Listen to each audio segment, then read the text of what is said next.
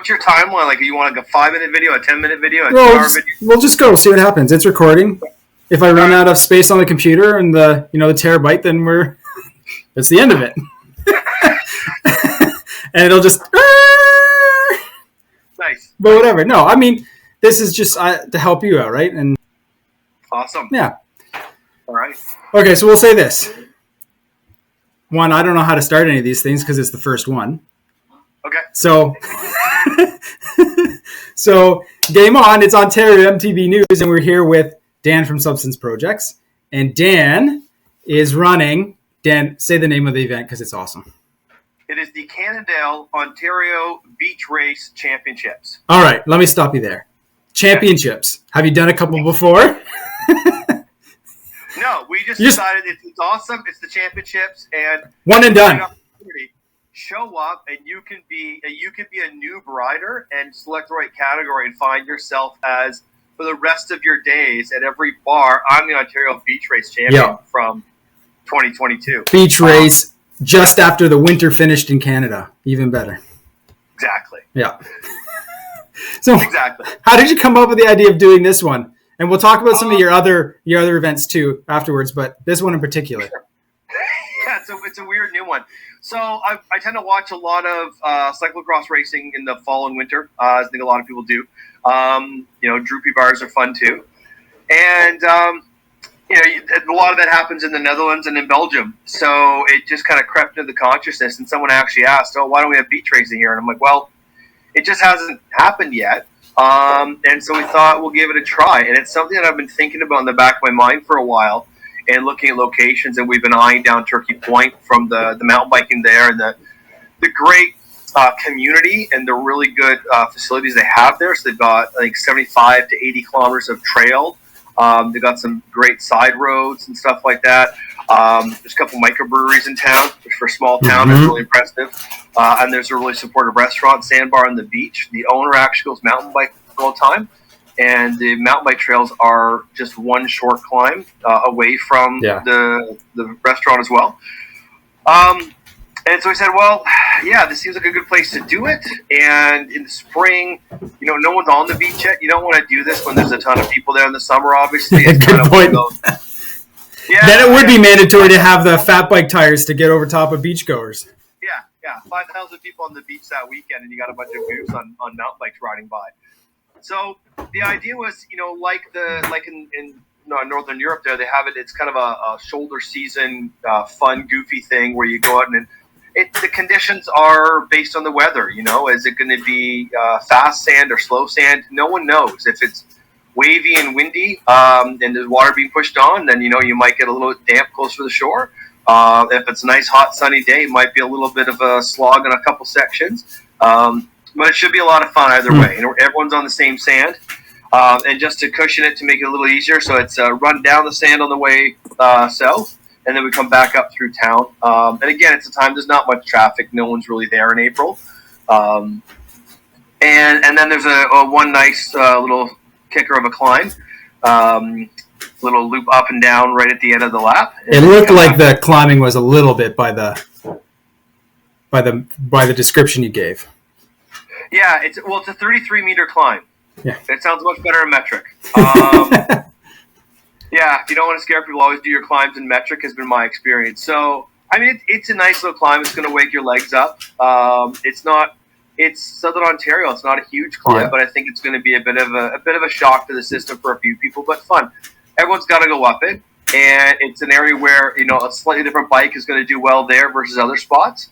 So, and one of the keys with this is we're saying you're going to have the quote the wrong bike at some point. You could bring your cyclocross bike, and you can be flying on the road and flying on the climb, and maybe wash out in the sand. But it's going to be a little bit tougher in the sand. You can bring your fat bike, especially on the 27.5 by 4.0 tires. You're going to fly down the sand, but you're going to notice it a bit on the road. Yeah. So kind of all points in between. I was thinking that probably a 29 by 2.4, a 29 by 3 would actually be a really good sweet spot with a really low tread, based on the sand we have here. Again, if you go on YouTube and look up beach race Belgium or Beach Race Dutch, you'll start to see a lot of videos. And they've actually got companies that make beach race bikes. It's a whole scene there. Their beaches are longer than ours as well, but they're typically riding either a rigid mountain bike or what we think of as a gravel bike. Yeah. But the 2.0 tire on it, file tread. The one thing I'd say to everyone out there, you don't have a lot of experience on sand, and cyclocrossers can chirp in and tell me if I'm completely crazy, but my experience has been you don't want too much tread. It just kind of breaks the surface and augers in. You want a nice kind of a flat, kind of a file tread. Works really well on sand. It's been my experience. And as you see, if you watch the Coxida World Cup race, you'll see they're often on a file tread tire for that, for winning. All right, so then, okay, we got everything. That climb, it's a little, but riding on the beach is going to be hard on its own. So how much beach versus tarmac do you, is it like 50-50? What do you think? What is it? Yes. 50-50. Perfect. It's 50-50. Yeah, exactly. So it leaves, you can't like pick one bike over the other. You're going to have to compromise one way or the other. Exactly. Beautiful.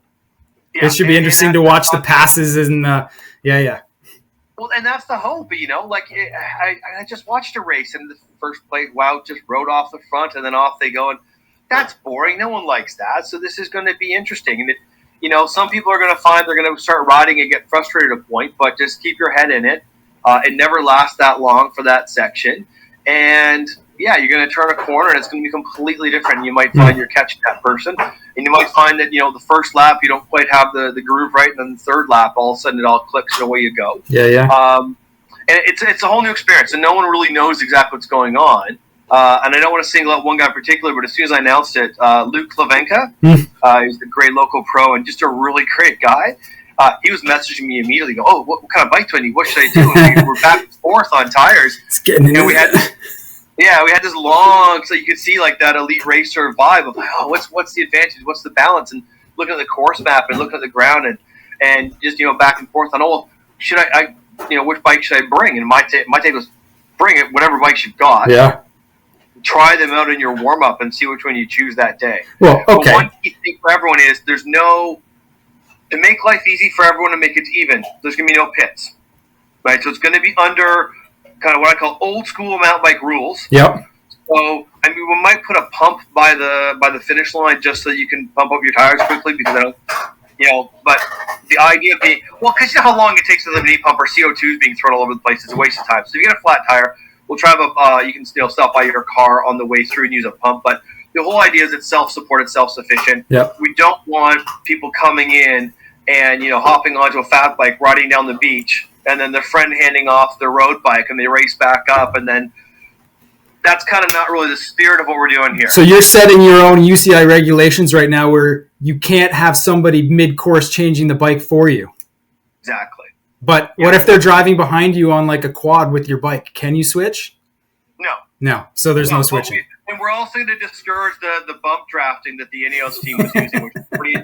I saw someone else was chirping them, saying, "I'm like, it's not cheating. It's just being really smart and using everything they can. Like they're that exact distance back they needed to be, and had like an extra 20 bikes on the roof to help give just a little bit of that bump draft to the rider, and it saved him 1 second over a 50-kilometer course." So, all right, so we're getting rid of the cheaters. Okay, all right. So, how many laps and how long do you think it's going to be? If people want to sort of think about their heart this early in the season, what might happen? So, how long do you expect?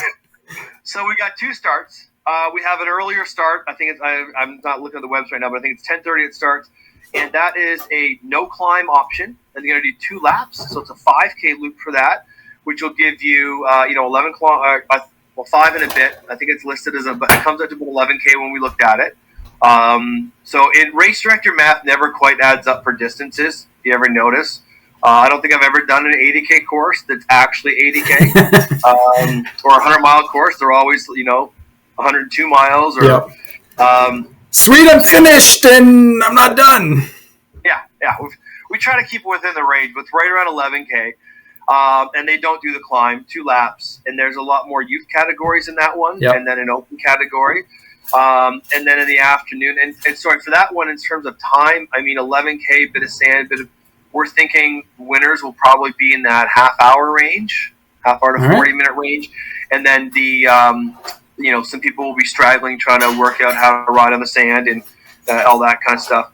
They'll be a little bit later than that, and that's great. One thing to remember, if you're thinking at our races, oh no, I'm embarrassed, I'm last. No, we celebrate last place. That's one thing with our race. It's very friendly. I do remember that. Yeah, whoever finished last is usually working really hard. We have a lot of respect for them sticking with it and finishing it out. So never ever feel bad about being the last place rider or being near the back. You're working your butt off and you're awesome and important. And then we'll take a short break, do some bunny hop contests, sandcastle building contest. Hopefully we'll get some people out there harassing their friends, only your friends and only in a lighthearted way. But we might suggest heckling on the climb or on the sand. And hoping that Mike Spagnola, I don't know if you know Mike, he's already planned to come out for the morning race and stick around to heckle Barry Cox for the afternoon race. We know that that's going to happen, so we're looking forward to that kind of thing. So, yeah, come and have fun. And the afternoon race will be going, I believe we posted at 12. I think it's 12 o'clock it's listed as starting. And so that one's going to be a bit longer. You're going to have a 6K lap, 6 laps, so 36K. And yeah, we're projecting for that one. Honestly, I suspect, depending on who signs up, first place in that an hour 15. All right. Hour 15, hour 25 range for first place. I think there will be some people that will still be chugging away and crushing it at 2.5 hours as well. Yep. And kind of all points in between. Because I think that if you really get the technique right, you're going to go pretty fast and learn how to float on the sand. Yeah. If you don't, there's going to be a little bit of running in a few sections and trying to figure out where you should be on the beach. All right. Learning. Yeah. Foot choice might be, or shoe choice might be important too then. Yeah. Maybe it's a 5-10 day versus a super stiff road cleat. Yeah. Okay, cool. Exactly. All right, so I'm hoping some people show up with their kayaks and their paddle boards and stuff that are out there.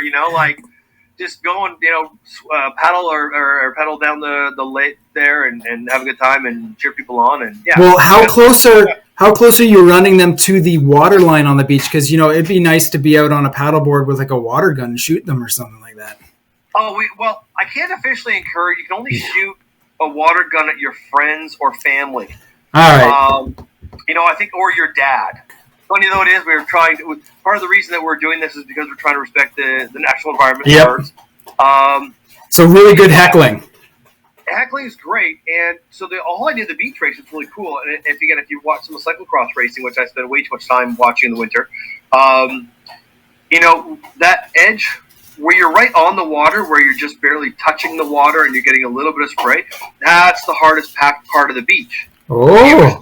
That's usually the fastest part. When there's a couple sewers that we're going to mark, like there's some drainage ditches that come down. So, if you're on one side on the water side, it's going to be a nice smooth run. And if you're not down there, you'll have to go up around. So if it's raining or the waves are crashing, that line will be a lot further up. If it's a hot, dry week and it's nice and dusty, you might want to be just splashing in there and putting a little mini fender to keep your butt dry. This is the fun of it, is that, I don't think there's a right answer, and there's going to be a lot of back and forth, and then you've got to cross the beach at the end. When I was down there last, Lake Erie is kind of high, so it's not a huge trek back out, but basically it's going to be you can go into the water as much as you want, so staying on the water side and not going into the foreshore where there's vegetation, and then back up the road. So you awesome. Use the beach as you want. Call your passes, especially if you're lapping someone. But yeah, and again, if you're lapping, you don't necessarily have right of way. You got to get around those people and make it stick. All right. So there's still registration's still open. Yep, absolutely. Got some spaces left. Register now. And we've got some really cool custom beach umbrellas for the first 75 register. There's a few of those left. Okay. It's a really nice. It's actually a golf umbrella, but don't tell anyone. I'll bleep that out. We're not endorsing golf. Save your friends for golf. They do make good umbrellas for the sport, though. So yeah, so we're gonna have some golf umbrellas. Well, no, don't call them a golf umbrella. They're a trail walk umbrella. I like that. Yeah, or a start line umbrella. Yep. In the pit. Yeah, so we got some custom graphics on those coming. It'd be a Perfect. nice umbrella for who the first people to sign up for that. Would be awesome. Awesome. All right. So any other weird surprises of this you want to let us know about this event, or special things planned that are official yet? I'm trying to think about this. I mean, there's a million things. It's been kind of crazy going on getting the new season started, as I'm sure you can imagine. Yeah. There's a lot of events going on. Nothing coming immediately in mind. We've got some palm trees, some inflatable palm trees down there to mark out the course and start finish line and all that stuff. So you're going to make it fun. Yeah, and we're hoping everyone else, we've got plenty of parking right on the beach, and the course will be going through one side of the parking lot. So you can bring your team tents. You're on a beach at the edge of a great lake, though, so it's going to be windy. Yep. So if you're putting your team tent up, anchor it, bring some weights, tie it to your friend's car or truck. Yeah, we don't want to blowing across the road or taking out everyone else's car. But yeah, bring your pit area and hang out with your friends afterwards. And at the top of the climb, if you go up to the top of the climb, there's one of the trails for the mountain bike club passes right there. Perfect. So if the trails are in good condition and they're dry, and we're not in a freeze-thaw spring situation, you can jump in for a ride afterwards too. Which at Turkey Point, it could be completely possible that it's rideable at that time. So I strongly suspect it will be. Yeah. Yeah. Now, the one thing is with that, part of the reason this event kind of got bumped up to this year is the local and the Ontario parks, and a huge thanks to all the staff because they pay a lot of attention. They pointed out that there's an at-risk, I think it is, species of salamander that is known to be out there and basking on the trails, especially earlier in the day. I did not know this was an issue. So keep your eye out. Try not to run them over. They're endangered. And there's also migratory bird path. So there's a lot of bird activity in the area. So be respectful of the environment. But yeah, go have a good time and enjoy yourself while you're down there. Come on down. Yeah. Perfect. Sandbar on the beach will be having some sort of special burger, fries, beer if you're over 19. And we're suggesting we do a bit of a Dutch French fries with some mayo situation there. Again, anyone who follows Dutch racing or that part of the world, the frites with the mayo is a big thing. It sounds gross until you try it. I know, I love it. I don't know what the problem is. Yeah, I'll even mix a little taco seasoning into it. It's fantastic. Yeah, or even mayo chup. You do the ketchup and the mayo together. That's right. You do your own mayo chup mix. Yeah, it's a great thing to enjoy watching racing next to a beach. It'll be French good. Fries and mayo. Give it a try. It'll be good. All right. So, what else is going on give a little synopsis for the rest of the season? I know you've got some more events planned. Just do a quick fill in on what we can look forward to. I'll try to focus on the quick part because it's hard for race directors to do that because there's that kind of all consuming for how our brains work. Yeah. So after this, we go into our what I call our gravel season. And keeping in mind, I come from a mountain bike background more than a road background, so I use the term gravel rather loosely. Perfect. It's always, for me, gravel is defined as what I can drive, like a Nissan Xterra or a Subaru Outback that I'm not really particular about down. So there's been some sketchy sections. I'm like, no, I drove my car through that. It's all good. It's good. Yeah, so it keeps life interesting, and it's all designed around like a 33 mil file tread in my books. Which again, I've had some people ask, "Oh, can you actually ride this?" I'm like, "Yeah, I ride it on my Super X with regular file tread tires. It's great." So the gravel series starting off in May this year with the Scrappy Badger, which is usually a bit later this year, doing that in May.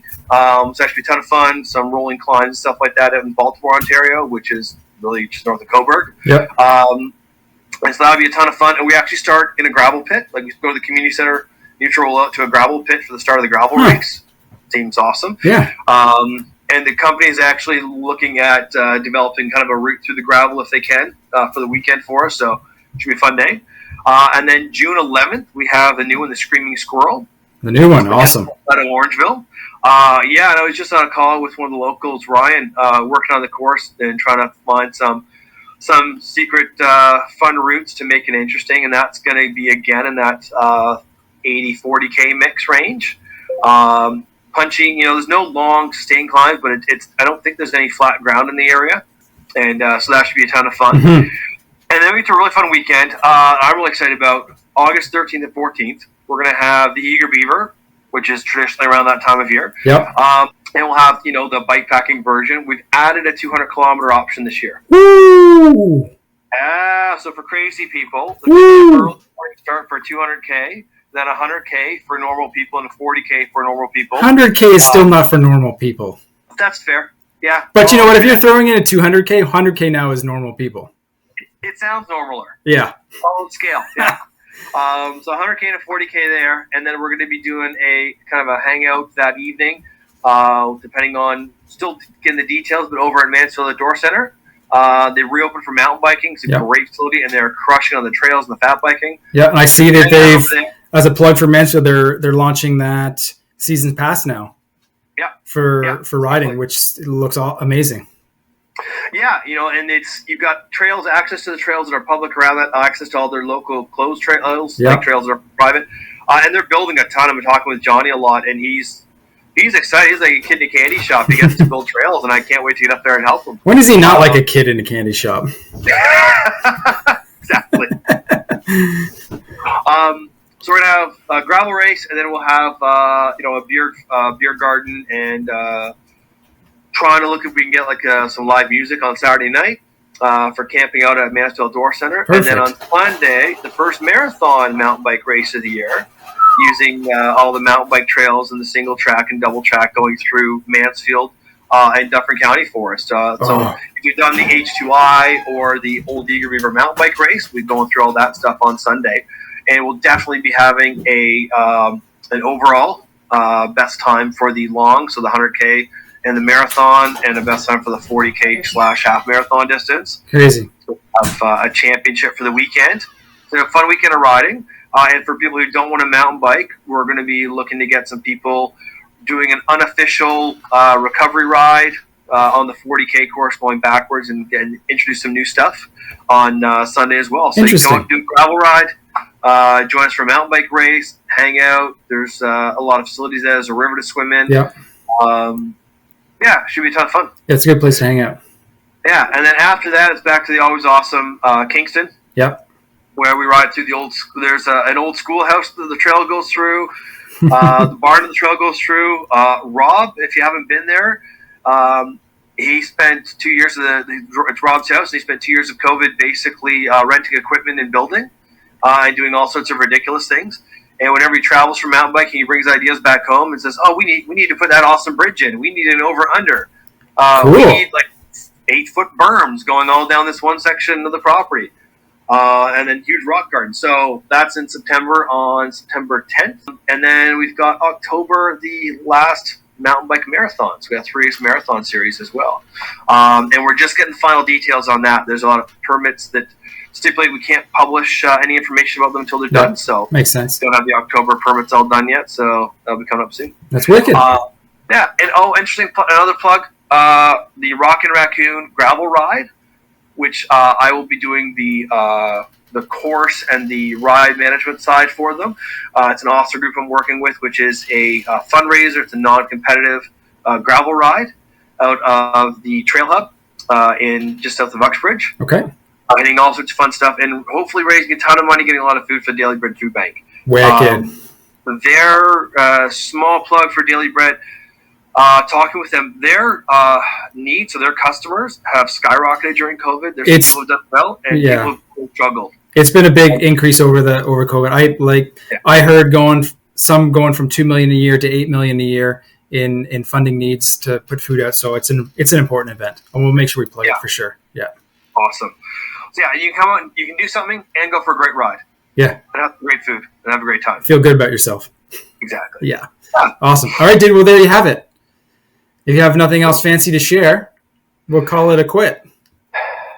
I think that's. There's always a million things going on, but it's always spinning squirrel head of every race director I know. Right? There's always a million projects we're working on, but just can't wait to get out and do some more riding again. And well, the first one's coming up soon, so I guess I'll see you there. Awesome, man. Cool. All right. Thank you. No worries.